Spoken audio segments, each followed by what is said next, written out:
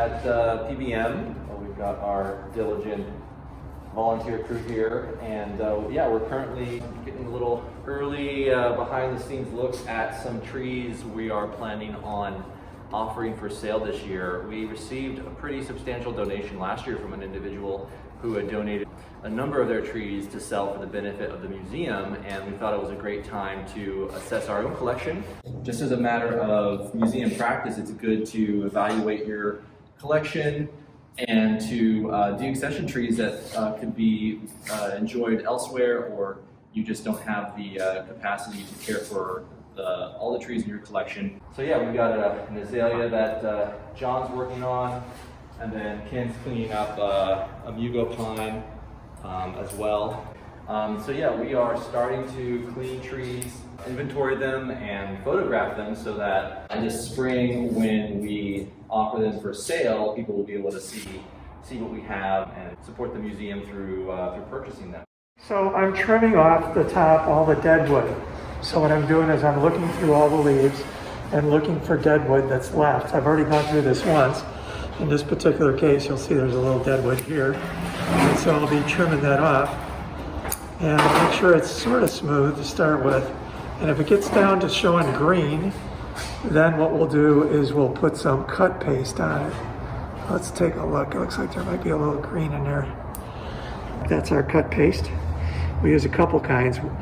This and also another type called lac balsam cut paste. And they have the added advantage of having a little bit of a color to them. Some of them are actually white and orange. So this is kind of an olive drab. And when you put it on, then it actually blends in with the background of the tree. Even the small ones, we like to cut paste a little bit here. And what that does is kind of keeps the disease out and helps it actually heal the wound faster too. So we pretty much got through here. You can see it's all airy and stuff. And so what I'm looking at is spots that are crowded. Usually in the crowded spots is where you're going to find extra dead branches hiding out in there, which actually gives it the extra bulk and stuff. This particular one looks like that it'll be good for somebody to buy and strengthen up here. It'll be a really good Satsuki Azalea. It's called a Gyoten, and Gyoten means blue sky in Japanese, but actually it doesn't have blue flowers. It has red and white striped ones. So I don't know where the name came from. It's kind of poetic, I guess. And then the next step is going to be, and that's what I was doing as you were starting to film, is getting down to the bottom, cleaning off all the dead leaves and stuff like that. And then I was capturing the fertilizer here. And so that will go back on it. And then we're going to be taking out all the weeds out of here.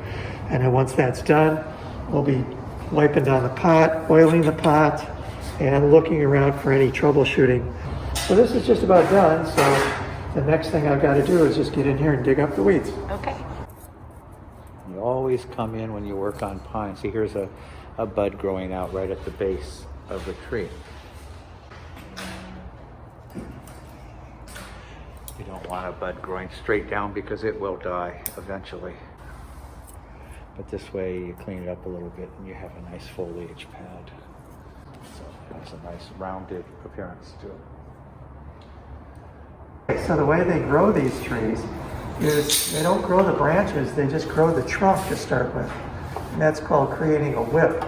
And so what they'll do is they'll take off all the lower branches as they grow it out. And it'll be a little tiny thing like this. And it'll grow taller and taller and taller until it gets to its approximate height. Usually the first year they keep it indoors. The second year they'll plant it in ground. Once it gets tall enough, then they bend it and they create those 7 bends to create this type of design.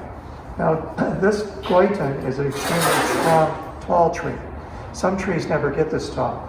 So this is a really good one, along with an Ozakazuki, which is a good Satsuki Azalea for the same style. So that's how they grow it out. Once they get the bends in, then the branches will grow, and they'll let the bottom branches grow first. And they'll let them grow way out. And what that does is it makes the trunk grow way out, real thick at the bottom. And the top will still have branches, but they won't be quite as thick and heavy. And then they'll come in and start styling them. Particularly, they'll want to have branches at the end of every bend. Sometimes you can't get that, but you can see here's a bend and there's a branch. And here's a bend up here, and there's a branch. And so they're following that. Now, as a tree gets older, sometimes that's not going to work out so well, because you get what you get when you prune back, and you get whatever sprouts out after that. So you've got to work with what you have. So pretty much that's how you put the design on a big Satsuki Azalea.